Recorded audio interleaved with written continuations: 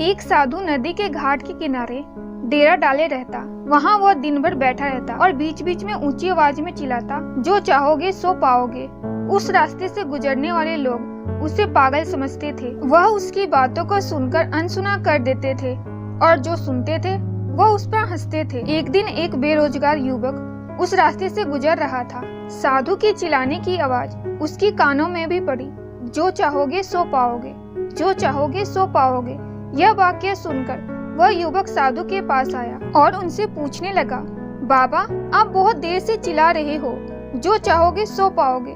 क्या आप मुझे सच में वो दे सकते हो जो मैं पाना चाहता हूँ? साधु बोले, हाँ बेटा, लेकिन तू मुझे पहले यह तो बता, तू पाना क्या चाहता है?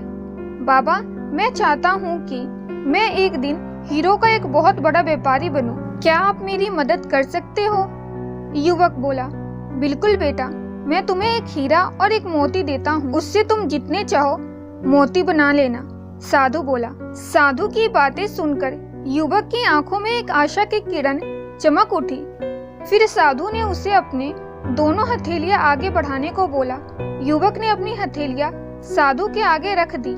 साधु ने पहले उसकी एक हथेली पर अपना हाथ रखा और बोला, बेटा यह इस दुनिया का सबसे अनमोल हीरा है, इसे समय कहते हैं। इसे जोर से अपनी मुट्ठी में जकड़ लो, इसके द्वारा तुम जितने चाहो उतने हीरे बना सकते हो। इसे कभी अपने हाथ से निकलने मत देना। फिर साधु ने अपना दूसरा हाथ युवक की दूसरी हथेली पर रखकर कहा, दुनिया का सबसे कीमती मोती है, इसे धैर्य कहते हैं। जब किसी कार्य में समय लगाने के बाद भी तुम्हें उचित परिणाम ना प्राप्त हो तो इस धैर्य नामक मोती को धारण कर लेना।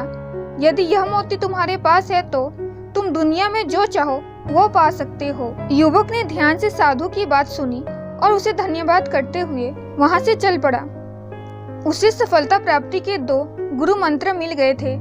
उसने निश्चय किया कि वो अपना समय कभी व्यर्थ नहीं गवाएगा, सदा धैर्य से काम लेगा।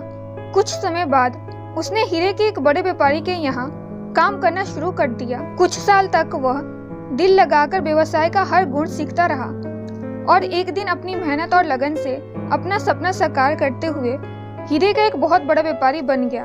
तो दोस्तों, इस कहानी से हम सीख सकते हैं कि लक्ष्य प्राप्ति के लिए सदा समय और धैर्य नामक के हीरे मोती अपने साथ रखने चाहिए। अपना समय कभी व्यर्थ नहीं गंवाना चाहिए और कठिन समय में धैर्य का दामन ना छोड़ो, सफलता अवश्य प्राप्त होगी।